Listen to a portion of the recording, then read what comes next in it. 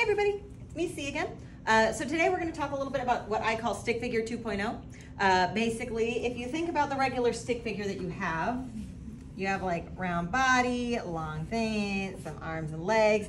This guy, he's adorable, he's useful, he's there, he's easy, he's great for flip books, but he's horrifically deformed. This guy's head is almost a third of the height of his body. He has no elbows. He has no knees. This guy's arms and legs, if he were to try and like reach above his head, score the basketball shoot that for his game and win, he wouldn't. He got no arms, okay? This guy, beautifully useful. Never use him again. We're gonna learn a different method that's very, very similar. He's not much more difficult, but we call him stick figure 2.0. It just gets you a more naturally proportioned person. So, just like a regular stick figure, we're gonna start with the head. But instead of having a circle for a head, we're gonna make a more naturally shaped head. So take a circle, stretch it out, what you got? An oval? An oval, perfect. So we're gonna start with an oval. So far, not super different than regular stick figures. Still working good, still working good. All right, next thing that we're gonna do is we're gonna have a line. This line is gonna be our little spine. We're gonna put it right here. Still very similar to regular stick figure. But we're now looking at lengths. So what we're gonna do is I'm gonna tell you exactly how long this line needs to be, which is roughly 2 of these heads tall. So I'm gonna take this length and I'm gonna go da-da, da-da. Yeah, that's about right. I'm good. I apparently have eyeballed this way too many times and I don't even need to. Things to note. He's not got his neck attached yet. This does have a little bit of a gap right here. You will end up making this line a little too short if you forget that gap because you'll end up taking some of it for your neck. So we got that. Now, our stick figure, our regular stick figure, the guy that can't shoot basketballs, he does have another problem. This man can't dance. He got no shoulders to shimmy, no hips to shake. He can't dance, okay? So now we're gonna give him some dancers, all right? So we're gonna start with some shoulders and some hips. So you're gonna draw a line like here and like here, like so. It looks like the capital letter I. No worries, no problems, not difficult so far. All right, but this is just his torso. It's him from like here up, all right? So what are we missing still? Arms and your head. Arms and legs. Keep thinking. All right, so think about your arms. We're gonna draw those in first. If you take your arm and you just like let it relax naturally by your body, you'll notice that it goes past a certain point. It doesn't reach your knees. It doesn't stop at your waist. Your waist is actually where your elbow is, but your hand will go just past your hips. So I'm gonna take my little arms. I'm gonna draw them just past my hips. They don't need to be much further down. Now, here's another question for my de facto audience, my trapped people here. So, imagine that you are, yes, you're the art hostage. Art hostages, everybody. So, imagine that you're gonna take your head, take a dancer, right? And they're gonna be one of those dancers that's like really fancy. They can take their leg and they can put it all the way up, like point it something straight I here. cannot do. No, something I can't do either. I it. cannot do this either. Got it. Now, but if you were a dancer or you were able to see a dancer, make a guess for me. Is their foot, whenever they bring their leg all the way up, is their foot above their head, below their head, or level with the top of their head? It's like slightly above. It's below. It's level. Oh. The only reason you think of it as slightly above is because their foot is pointed. You're right. But your ankle ends up right level with the top of your head because the midpoint of your body from bottom to top is actually your crotch line. So right here, this hip line, that is the midpoint of our body. So we're gonna take this length, I'm gonna slide it right down, and that's how long our legs are gonna be. We're gonna slide down, and mine should just barely fit on the board. And this is the first base of stick figure 2.0. If you only have 20 or 30 seconds to draw a person, you can reach this point. And that's all you're gonna need. All right, so quick review. For our little stick guy so far, this portion of his body, that spine portion is 2 heads tall. And this hip joint right here, that is halfway up the body. Halfway up. But if you have more time than 30 seconds, This is still not a complete person. It will get you a general size and a general placement, but it is not complete yet. So we're gonna add some mass. All right, so we already have mass. Carne. Yes, we need meats. We need the meats. So anyway, so we already have some mass in our head. It's already a shape. Everything else is a line. So we're gonna start with our torso. I'm gonna show you 3 ways to add mass into the torso. 2 of them are gonna be a little bit faster. 1 of them is gonna be a little bit more anatomically correct. So first one that I suggest giving to, that you do is an X. Just go from one shoulder to the opposite hip. This will give you a nice hourglass figure. It's very good for ladies in that case. But it is just a generic lady. If you wanna do a guy, it is very easy to, instead of going across, just come straight down. Just make a box. Yep, make a box. Boys tend to be very boxy. They don't have a lot of curves to them. So this works very well for a guy. If you want something more anatomically correct, you're going to look at the anatomical portions of your torso. And I find there's 3 major anatomical pieces in this torso area from shoulder to hip. The first one is your rib cage. It's this upper section up here. So we're gonna find our midpoint, put a little dot, and then draw a semicircle down that area. So that is our rib cage, representative anyway. It's not exact, but I mean, it gets the right idea. Then we have our other bony portion, which is our hip bones, that which gives us the dansums.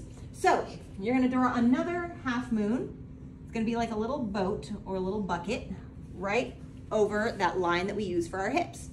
Now, in between, in here is where you got your hunger bits, all of the squishy innards, your guts, your entrails, if you want to. That's a good Halloween word, entrails. And that's just gonna be a circle.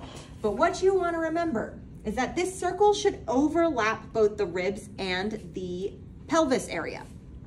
The reason you want it to overlap, and you're gonna have a lot of overlapping in this guy, you want it to overlap because the human body part is made up of interlocking pieces. Your muscles are not sitting next to one another, they are interlocked together. If we were all just strung along in pieces, then we would look a little bit like beads on a string. We don't want that. We want interlocking pieces. One whole piece, not a bunch of stuff on strings. So, I'm gonna go ahead and simplify this again. So let's get rid of these red lines and these green lines.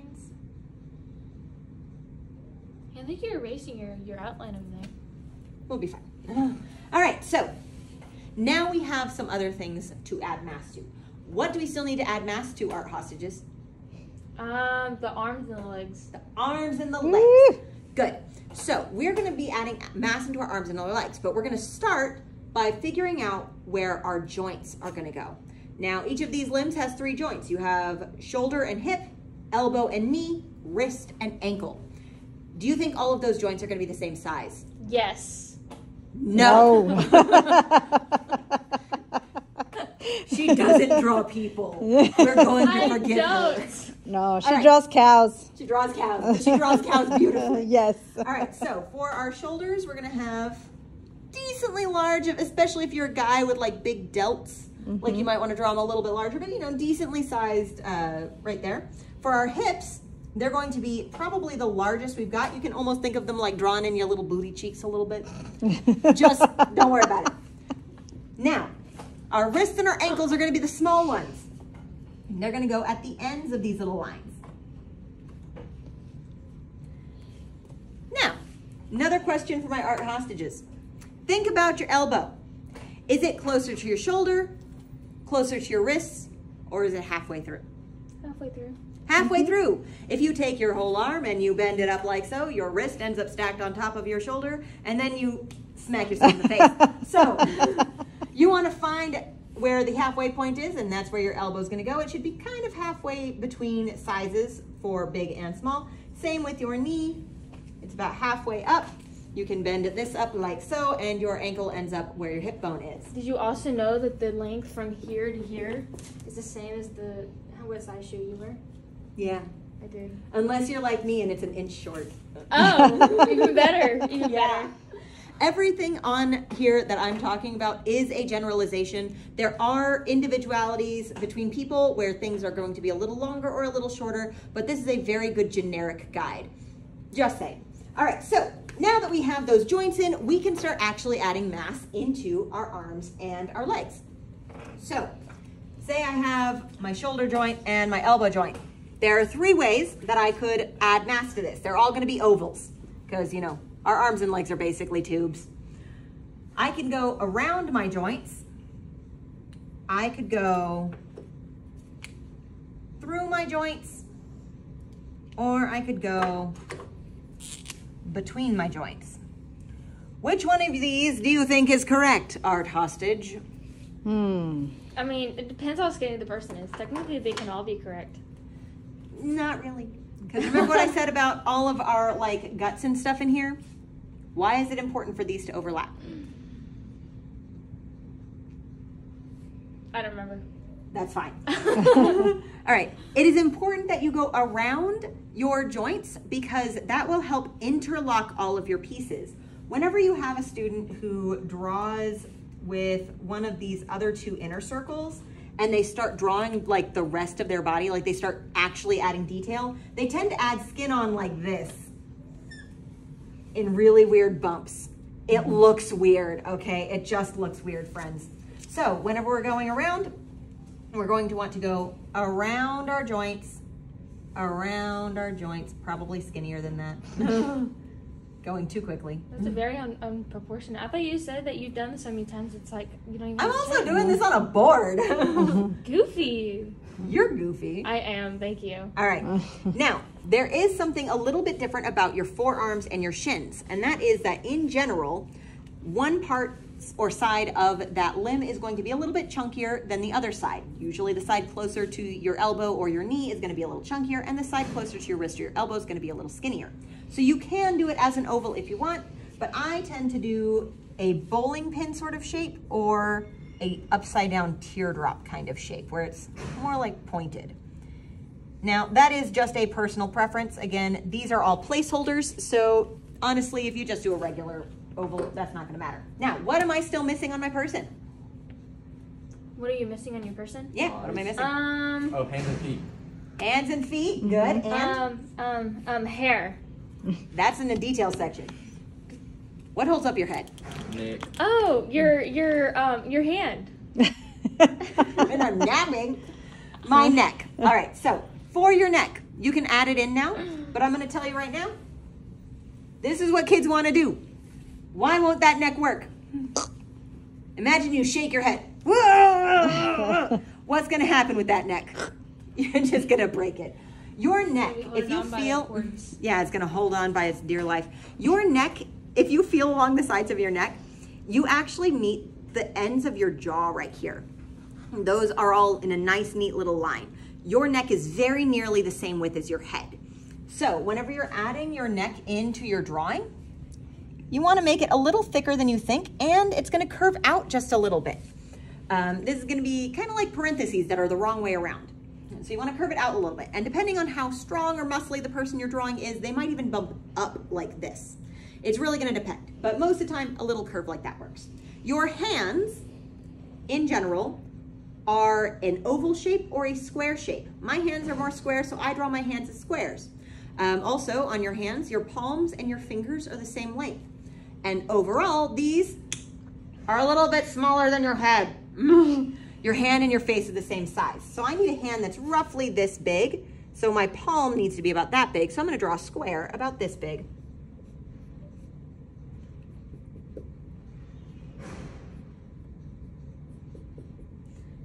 All right, that one's, I think, a little long, whatever. All right, and just as my art hostage said earlier, your feet are about the same length as your forearm, about. Now, what shape do you think I should draw the feet? Art hostage. Oval. Flat. No, because they're not flat. I mean, oh wait, no. Half circle. Half oval. Let me see if this helps. I've got my ankle, I've got my heel, I have the ball of my foot. Oh, just a bunch of circles. Oh, a triangle. Triangle. It is generally a triangle shape. So I need something about this long. I'm going to make sure it overlaps with my ankle. And so my foot is going to look a little bit like that. About like so. Now, I can take this and I can manipulate it in a lot of different ways. So let me see, eraser is way over here. Let's erase this part. I'm gonna show you how this is actually gonna be useful in drawing a person. Say I'm gonna do an hi-ya karate person. Whenever you're doing a hi-ya kick in karate, your head very rarely stays upright. It usually tends to tilt a little one side or the other. Now, same thing happens with my shoulders. When I'm kicking or when I'm moving around or if I'm dancing, any kind of motion that I might be doing, my shoulders, my hips are gonna tilt. So I'm gonna draw tilted shoulders, I'm gonna draw a curved spine, and I'm going to draw, usually, your hips are gonna tilt in the opposite direction than your shoulders, so I'm gonna tilt these in the opposite direction. Hi-ya, hi-ya. My arms, I can make a little guesstimation here. Now, I'm pretty good at guesstimating how long these need to be, but if I can't, I can use another pencil and I can draw how long this really would be. And I can use this to measure how long my arm would be and figure out how long my arm pieces are gonna be. So they should be about this long. So I might have da-da, da-da, da-da, da-da. I can erase my guesstimation marks. This is how long my arms need to be. I can do the same with my legs. I can say that they're supposed to be about that long. So I can draw right here. If I only had 30 seconds, this might be as far as I get. But now that I have this, if I have more than 30 seconds, I can go in and I can start adding in all those same pieces of mass that I just showed you. Joints,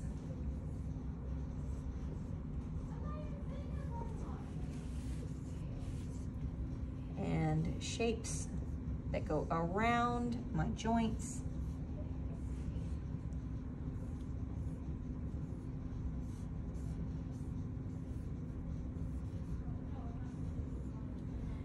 Hands and feet. Now in this case, my hands are probably fists, so I'm not even gonna add little fingers.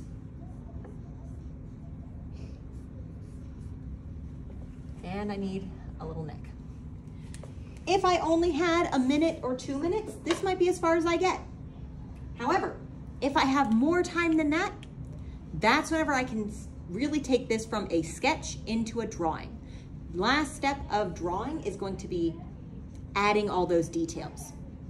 So for example, if this is a little karate person, I might give them their little karate belt. Comes out like that. Maybe it's flying through the air. Watch out. Tails are flying. They have their gi on, which has some wrinkles in the elbow. I can add clothes on them and whatnot. They have their little gi flying open. They've got some pants on.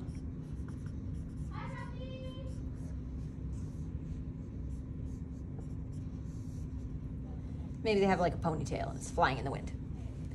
You can start adding in details and changing what you need to change in order to give this person enough details. That's gonna be hair, face, might be taking these shapes that we use to add mass and actually adjusting them to look like knees and knobbly bits and elbows and ankles and all of that.